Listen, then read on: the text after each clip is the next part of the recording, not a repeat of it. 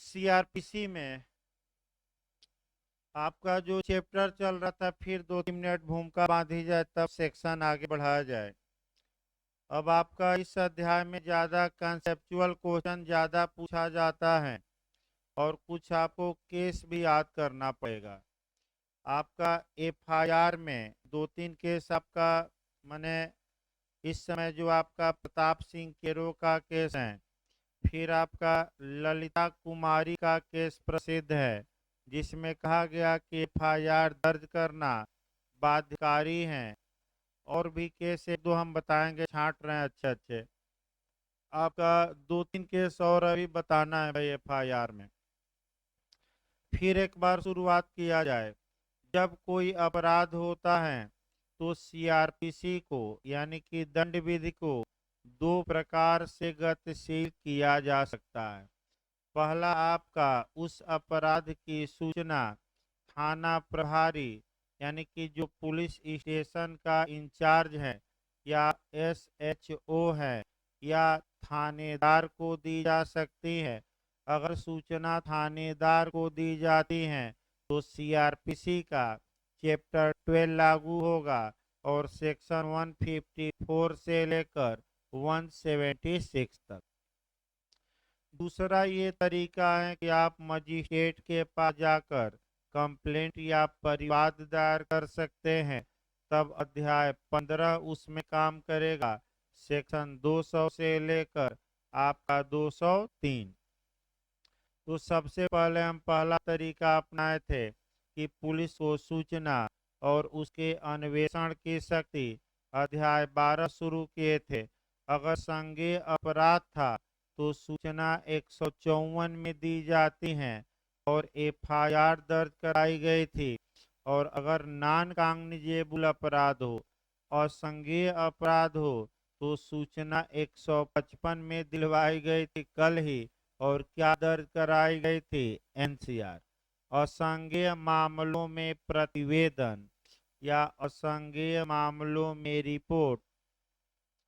आपका असंज्ञेय मामलों में रिपोर्ट बताई गई थी, डिटेल में कल बताया भी गया था।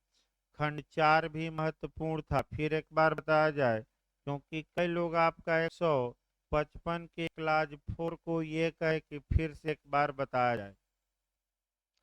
फिर से ये बताना है कि अगर किसी मैटर किसे कहा जाता है, पहले ये समझिए। मैटर यानी कि मामले में, तो पूरी घटना को मामला कहा जाता है। और उस घटना में, उस मामले में हो सकता है केवल एक अपराध हो या ये भी हो सकता है कि एक से अधिक अपराध हो। कल मैं एक उदाहरण बनाया था कि ए बी के घर में एंट्री करता है विदाउट परमिशन, तो पहला अपराध किया हाउस ट्रेसपास, गृह अत्याचार। और टीवी जाकर फोड़ देता है तो दूसरा अपराध ऋषि या मिसचीफ किया। फिर आपका धीरे से घड़ी लेकर चंपत हो जाता है तो थेफ्ट या चोरी किया। यानी कि मामला एक रहा लेकिन अपराध 3 रहे। तो अब ये देखा जाएगा कि इन 3 अपराधों में से अगर एक भी अपराध कॉग्निजेबल निकल गया, संज्ञेय निकल गया, तो पूरे मामले को, पूरी घटना को संज्ञेय मामला माना जाएगा और 154 के तहत इस मामले में एफआईआर दर्ज होगी। 155 धारा लागू नहीं होगी। यही आपका बताया गया था। अब आइए इन्वेस्टिगेशन पर आया जाए। जहां तक इन्वेस्टिगेशन की बात है, आपका अब जो हमें कॉन्सेप्चुअल क्वेश्चन चलना है, अभी बिहार एपीओ और जे तमाम जगह बनता है। इन्वेस्टिगेशन को लेकर जे में भी बना था और एक एक आपका देखा जाए तो सबसे पहले आपका प्रीवी काउंसिल में एक केस आया 1955 में, किंग इम्परर बनाम ख्वाजा नाजिर अहमद। किंग इम्परर बनाम ख्वाजा नाजिर अहमद का केस आया और प्रीवी काउंसिल ने ये बताया कि पुलिस का कार्य अलग है और न्यायिक मजिस्ट्रेट का कार्य अलग। यानी कि पुलिस अपना कार्य करे और न्यायिक मजिस्ट्रेट क्या करें, अपना कार्य। पुलिस का कार्य है इन्वेस्टिगेशन करना, अर्थात विवेचना करना, अर्थात तफ्तीश करना या खोज करना, अनुसंधान करना। और मजिस्ट्रेट का कार्य है उस अनुसंधान से प्राप्त साक्ष्य पर विचार करना। तो मजिस्ट्रेट पुलिस के अन्वेषण में हस्तक्षेप न करे और आपका मजिस्ट्रेट पुलिस के इन्वेस्टिगेशन में हस्तक्षेप न करे और मजिस्ट्रेट के कार्य में पुलिस भी हस्तक्षेप न करे। ये किस केस में बता दिया गया? ख्वाजा नाजिर अहमद। इसी तर्ज पर आगे बढ़ना है। सबसे पहले इन्वेस्टिगेशन शब्द हमें देखना है और तब हम सेक्शन शुरू करेंगे। अभी सेक्शन हो सकता है कि आज शुरू हो पाए न हो पाए, कोई भरोसा नहीं है, क्योंकि कंसेप्चुअल क्वेश्चन ही इतने ज़्यादा है इसमें कि हो सकता है कि सेक्शन पर न आ पाए आदमी। आइए पहले तो देखा जाए इन्वेस्टिगेशन, अन्वेषण। एक क्वेश्चन आपका प्री में निश्चित बनेगा और किस राज्य में कैसा क्वेश्चन बना है आपका वो भी हम बताएंगे। और आपका इन्वेस्टिगेशन पर एक क्वेश्चन बनने का पूरा चांस रहता है। अभी बिहार एपीओ में भी बना था, पिछली बार यूपीजे में, यूपी एपीओ में बना था। मैंने हमेशा आपका जो अब पढ़ाया जा रहा है एक क्वेश्चन बनने का पूरा चांस है। कई जगह से आपको कोरिलेट करके पढ़ाया जाएगा, एक जगह से नहीं। देखिए आपका, तो सबसे पहले हम शब्द उठाते हैं इन्वेस्टिगेशन। इन्वेस्टिगेशन का मतलब आपका आसान भाषा में, लीगल भाषा में अन्वेषण कहा जाता है, आसान भाषा में तफ्तीश कहा जाता है, विवेचना कहा जाता है, आपका अनुसंधान कहा जाता है, खोज कहा जाता है। तो पहले तो आपका इन्वेस्टिगेशन देखा जाए कि कहाँ परिभाषित किया गया है। तो इन्वेस्टिगेशन को सीआरपीसी की धारा 2H में परिभाषित किया गया है। तो पहले 2H की परिभाषा देखना है भाई। अन्वेषण कौन करता है? पहला क्वेश्चन ये आया। आपका पुलिस अधिकारी, मजिस्ट्रेट, दोनों इनमें से कोई नहीं। तो अन्वेषण का कार्य आपका पुलिस अधिकारी को सौंपा गया है, मजिस्ट्रेट को नहीं। तो पहला नियम ये आया कि अन्वेषण कौन करता है? पुलिस अधिकारी। दूसरा क्वेश्चन ये आया कि क्या मजिस्ट्रेट इन्वेस्टिगेशन कर सकता है? तो आपका जवाब रहेगा जो ये मजिस्ट्रेट होते हैं उनको इन्वेस्टिगेशन करने का पावर नहीं दिया गया है। तो तीसरा क्वेश्चन ये आया कि क्या मजिस्ट्रेट पुलिस को या किसी अन्य व्यक्ति को अन्वेषण का आदेश दे सकता है कि नहीं? तो आपका जवाब रहेगा मजिस्ट्रेट स्वतः इन्वेस्टिगेशन तो नहीं कर सकता, लेकिन किसी व्यक्ति को इन्वेस्टिगेशन करने के लिए ऑथराइज कर सकता है, प्राधिकृत कर सकता है। यानी कि मजिस्ट्रेट अन्वेषण का क्या दे सकता है? आदेश। अब कहाँ कहाँ आदेश देता है तो हम बताएंगे ना, अभी बताते हैं, कई सेक्शन जुड़ेंगे। तीसरा जो अगला पॉइंट ये है कि इन्वेस्टिगेशन का मेन पर्पज क्या होता है। कई बार एपीओजे में भी क्वेश्चन आया है। तो अन्वेषण का मुख्य उद्देश्य होता है एविडेंस को कलेक्ट करना, साक्ष्य को एकत्र करना। यानी कि मुख्य उद्देश्य क्या हो गया कि साक्ष्य को क्या किया जाए? एकत्र किया जाए, एकत्रित एक जगह इकट्ठा किया जाए। तो पहले इतना शब्द समझिए, तब आपका आगे बढ़ा जाएगा। पहले परिभाषा समझिए। जहां तक अन्वेषण की बात है, अन्वेषण की शक्ति सीआरपीसी के तहत पुलिस अधिकारी को दी गई है। अब पुलिस अधिकारी को जब दी गई है तो यही मामला आपका पहला बंटवारा कर देना है।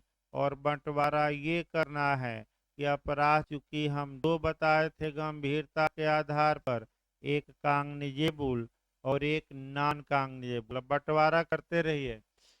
अगर कांगनिजेबल ऑफेंस है तो सूचना की धारा में मैंने की धारा में इंफॉर्मेशन दिया जाता था 154, और क्या दर्ज होता था, एफआईआर। और अगर नॉन कांगनिजेबल या असंज्ञेय अपराध हैं तो सूचना की धारा में आपका 155 में और क्या दर्ज होता था, एनसीआर। इतना तो याद है ना। दूसरा देखिए, अब इसी के साथ आपका दो धाराएं और पहले कोरिलेट करना है। कुछ अपराध ऐसे हैं जहां की पुलिस स्वतः, यानी कि अपने आप, अर्थात मजिस्ट्रेट के आदेश के बिना अन्वेषण यानी कि साक्ष्य एकत्र करने का कार्य प्रारंभ कर सकती है। तो वे कौन से अपराध हैं जिसमें मजिस्ट्रेट के आदेश की आवश्यकता नहीं है अन्वेषण करने में? तो वह कांगनिजेबल है, यानी कि संज्ञेय है। अब धारा भी कोरिलेट करना है कि किस धारा में ये कहा गया है। फिर एक बार समझिए कि पुलिस मजिस्ट्रेट के आदेश के बिना आपका संज्ञेय अपराधों में साक्ष्य एकत्र करना प्रारंभ कर देती है, अर्थात अन्वेषण प्रारंभ कर सकती हैं। तो आपका जवाब रहेगा संज्ञेय अपराध। और किस सेक्शन में कहा गया है? तो सेक्शन आपका 156 का क्लाज वाइज पूछा जाता है। क्लाज 1 मार्क कराइए। अभी बेयर शुरू किया जाएगा, बेयर शुरू नहीं हुआ, अभी सेक्शन को कोरिलेट किया जा रहा है। अगर मामला असंज्ञेय है और 155 के तहत एनसीआर दर्ज की गई है तो इस मामले में पुलिस स्वतः अन्वेषण नहीं कर सकती। तो किसके आदेश से ही अन्वेषण कर सकती है? मजिस्ट्रेट के।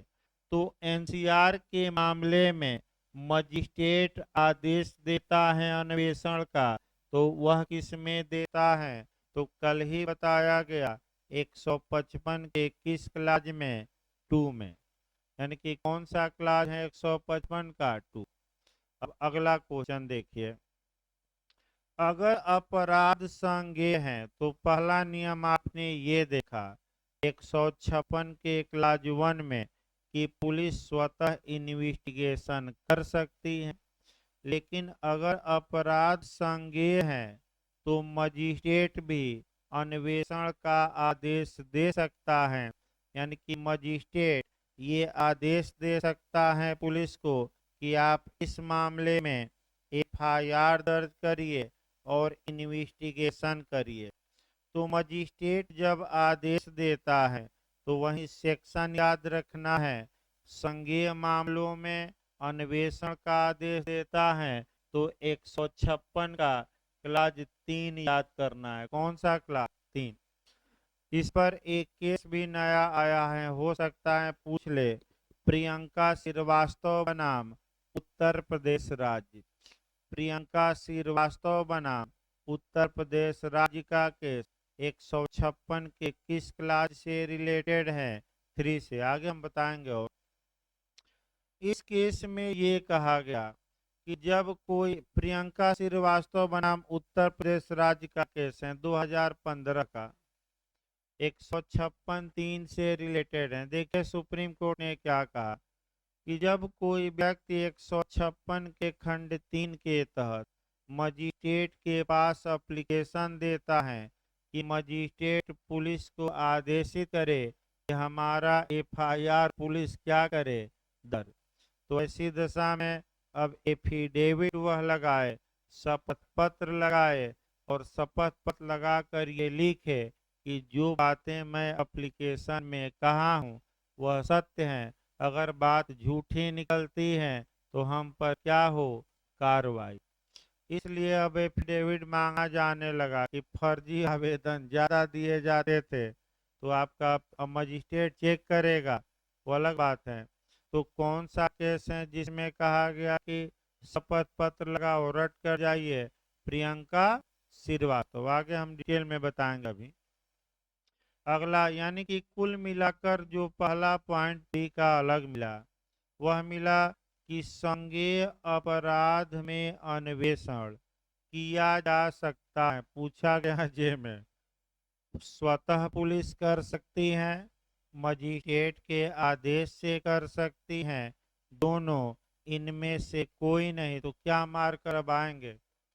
स्वतः करती हैं तो कहाँ पावर है धारा 156 के किस क्लाज में? और मजिस्ट्रेट के आदेश से करती हैं तो 156 के किस क्लाज में? 3 में। पहला क्वेश्चन दिमाग में बैठाइए, एक जगह मिलेगा नहीं जल्दी। ये सीआरपीसी है, एविडेंस से भी कठिन है, अंदर से चला जाए तो एविडेंस में तो आप रट सकते हैं, सीआरपीसी में टेक्निकल क्वेश्चन आ जाते हैं तो रटने से नहीं होगा। दूसरा पॉइंट अब असंज्ञेय का देखिए।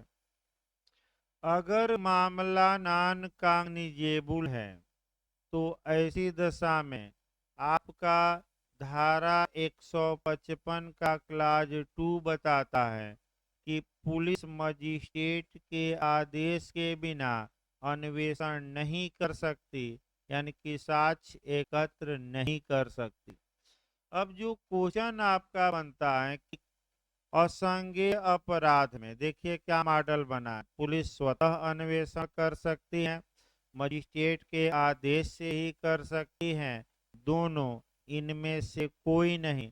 तो अगर असंज्ञेय पूछे और ये ऑप्शन दे तो केवल एक ऑप्शन मारना है कि किसके आदेश से ही विवेचना होगी?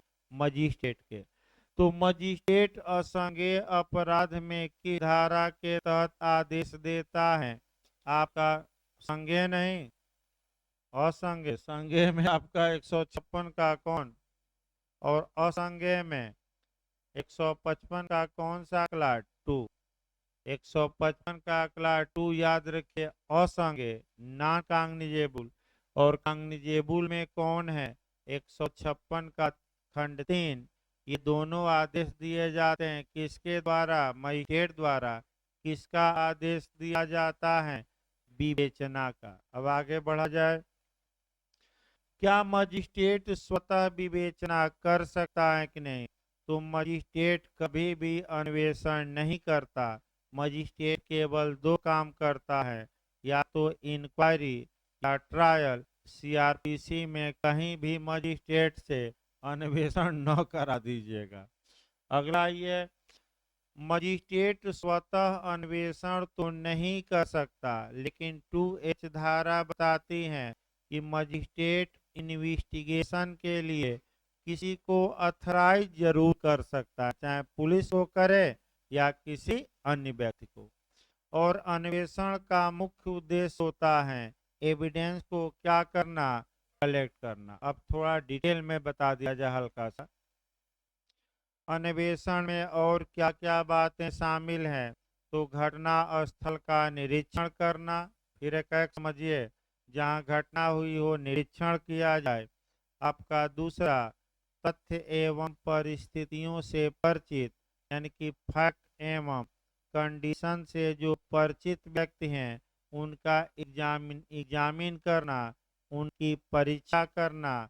इसके बाद अपराध में शामिल हथियारों को, आयुधों को, औजारों को बरामद करना, गवाहों का बयान लेना, घटना स्थल का नक्शा नज़ीर बनाना।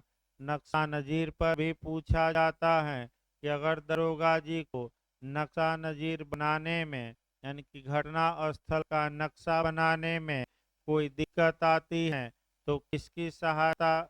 हमारा पुलिस एक्ट रेगुलेशन बताता है, एक्ट नहीं भाई, किसकी सहायता लेंगे? लेखपाल की। तो जहाँ जहाँ लेखपाल शब्द हैं सतर्क रहे, बहुत खतरनाक होते हैं लेखपाल। पैसा भी ले लेंगे, काम भी नहीं करेंगे।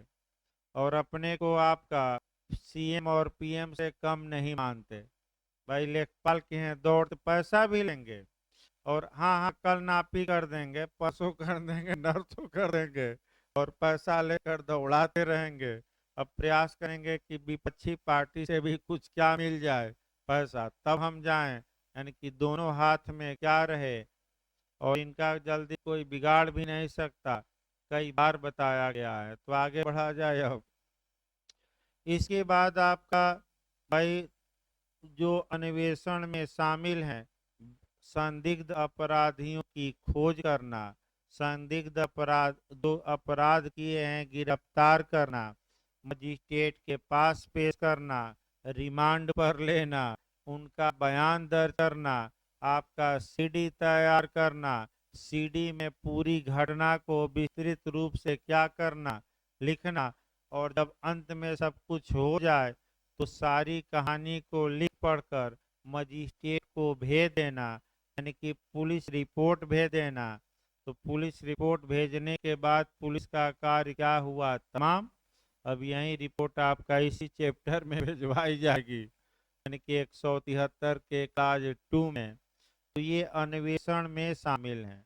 तो पहला पॉइंट ये आया कि इन्वेस्टिगेशन होता क्या है, कौन करता है, ये दिमाग में, और कब स्वतः करेगी पुलिस और कब मजिस्ट्रेट के आदेश से।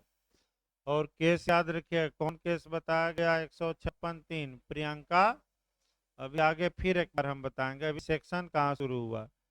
अब आइए जो दूसरा इस समय क्वेश्चन बन रहा है वह अन्वेषण पर, अन्वेषण का समय क्या है, यानी कि पुलिस कितने दिनों में अपनी तफ्तीश या विवेचना या इन्वेस्टिगेशन पूर्ण कर ले। अब समय पर चलना है और यहाँ भी कुछ धाराएं को रिलेट करना पड़ेगा अच्छे से। पहला समय यह है आपका उत्तर प्रदेश पुलिस रेगुलेशन का पैरा फिर से बताया जाएगा लास्ट में। आपका इस माह तो नहीं, अगले माह भाई, अगर 3 जुलाई को डेट अभी चर्चा में है, 3 जुलाई को अगर फाइनल हो गया तब तो भाई अगले माह पुलिस चेक लगाना ही पड़ेगा, उस हिसाब से चला जाएगा।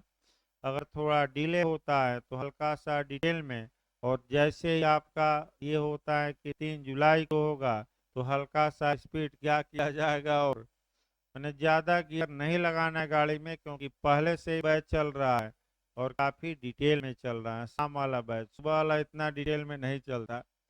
आइए समय पर एक क्वेश्चन आपका बनता है, सतर्क रहना एकदम अस्थिर दिमाग करके।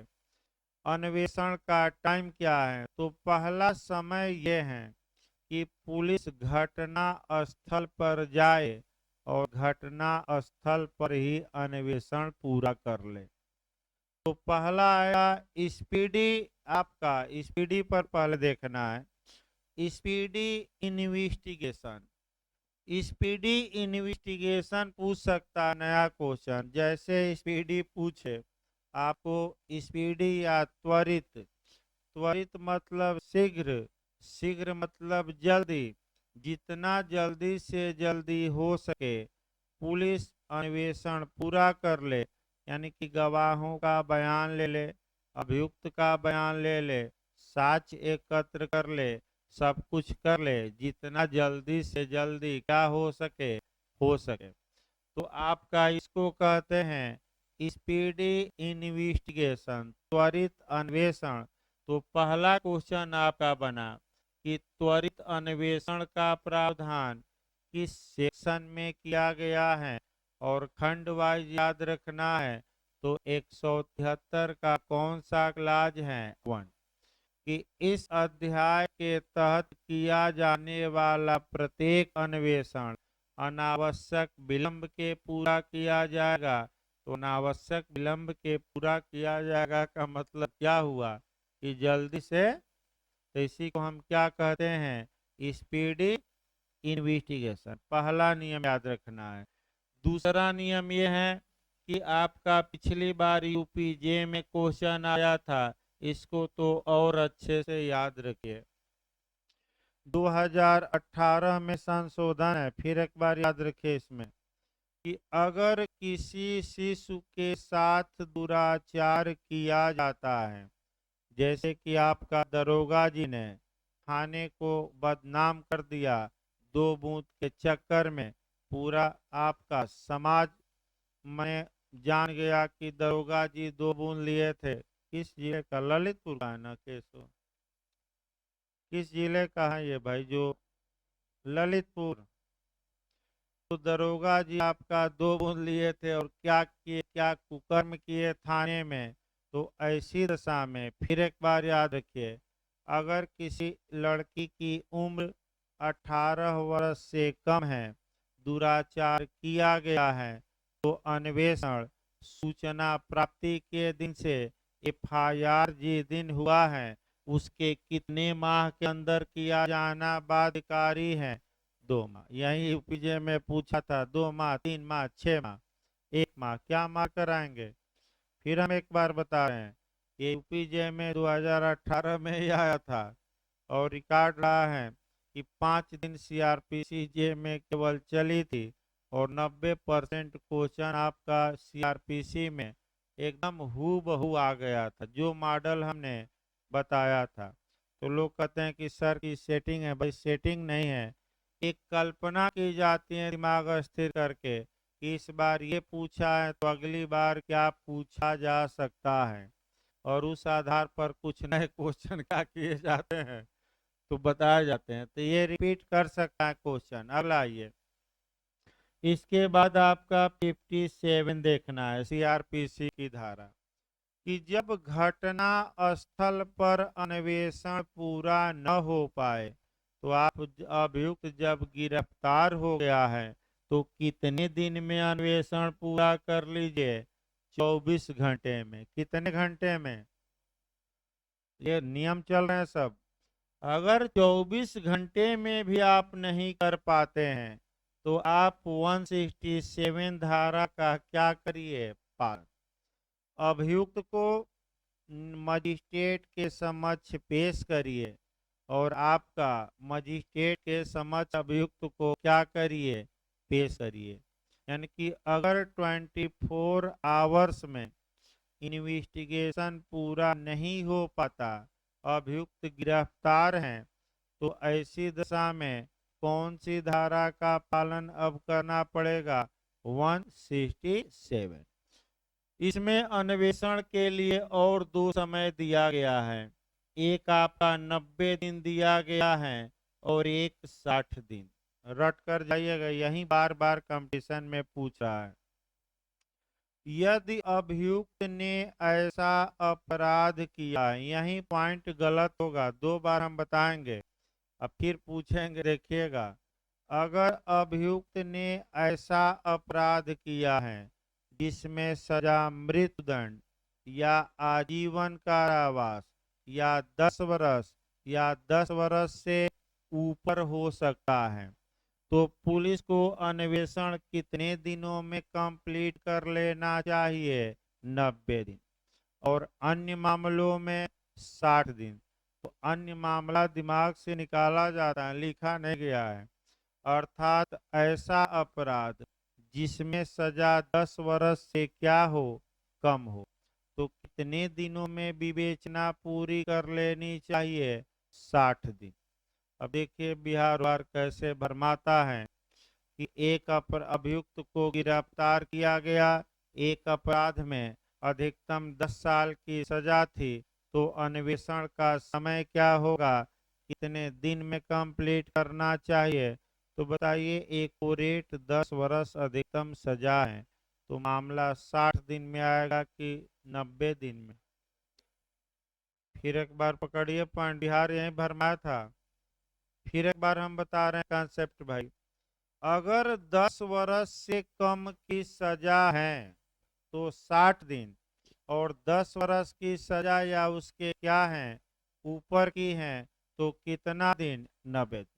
तो बिहार एक्यूरेट 10 साल पूछ लिया कि अगर 10 साल की सजा है तो अन्वेषण कितने दिनों में, तो कितना दिन मार कराएंगे? 90। 5 साल है तो अधिकतम कितने दिनों में? 60। और आजीवन कारावास है तो 90। अगर मृत्युदंड की सजा है उस अपराध में तो 90। फिर हम तीसरी बार बता रहे हैं, बार बार लोग गलत करके आ रहे हैं।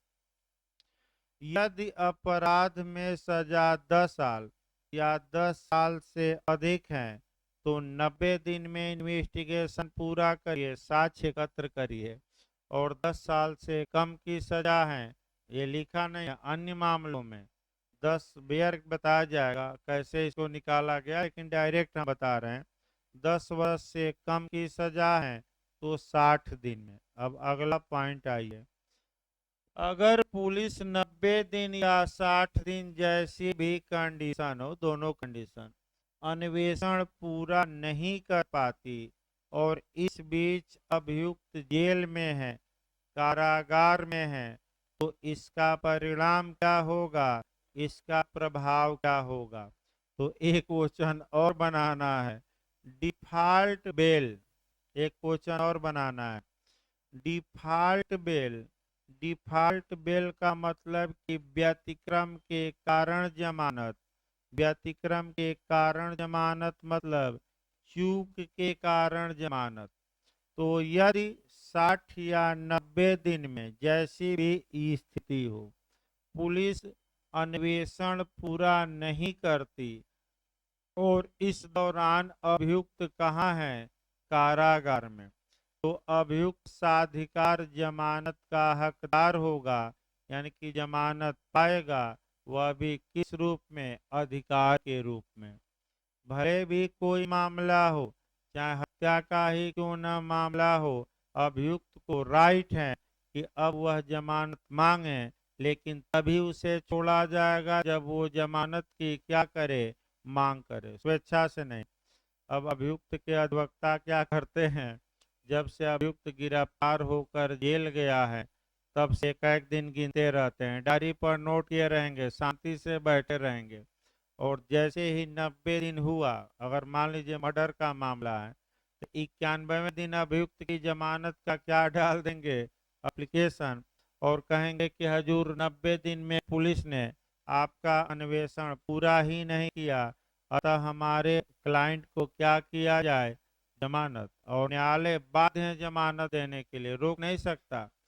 इसको कहते हैं डिफॉल्ट बेल या व्यतिक्रम के कारण जमानत। अब आगे बढ़ जाए भाई आपका, जहां तक इन्वेस्टिगेशन का प्रश्न है, एक और सेक्शन है जो इन्वेस्टिगेशन का आर्डर मजिस्ट्रेट द्वारा दिया जाता है। लास्ट में वो सेक्शन बता दिया जाए, और वह सेक्शन है 159। यानी कि एक धारा आपको और कंसेप्ट बनानी पड़ेगी, कौन सी धारा का, 159 का। कठिन है भाई नए लोगों के लिए, बस की बात नहीं है जल्दी। नए लोगों के लिए थोड़ा कम समझ में आएगा। ये चैप्टर ही ऐसा है टेक्निकल, क्योंकि पूरी पुलिस व्यवस्था इसी चैप्टर से गवर्न होती है, अन्वेषण की। अतः ये चैप्टर अच्छे से डील भी करना है। और देखिए कितना गहराई तक जाकर आपका एपीयूजे में क्वेश्चन बना है। आसान क्वेश्चन तो सभी कर ले जाएंगे, तो यहाँ आसान ही क्वेश्चन पकड़ना, तो घर पर बेरक और किताब तो है, या पढ़ ही सकते हैं। यहाँ इसलिए आए हैं कि सर बस 2-3 क्वेश्चन ऐसा बताएंगे जो कोई नहीं जानता, किताब में भी एक जगह नहीं मिलेगा।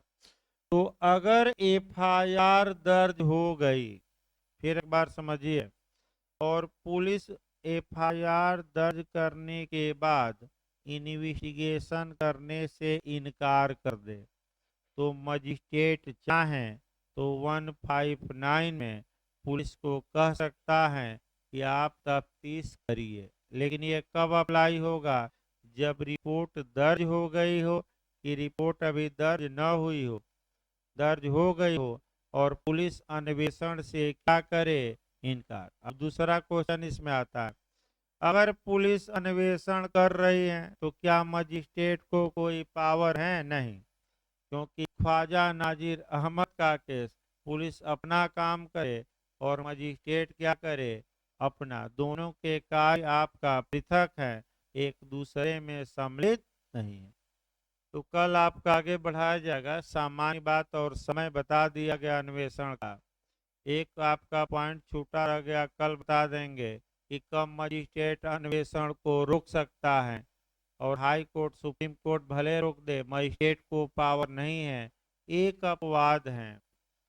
इसको कल हम बता देंगे। शुरुआती दौर में तब धारा 156, 157, 158, अब जितना खिंच जाए धारा आपका अब सेक्शन ही चलना रहेगा।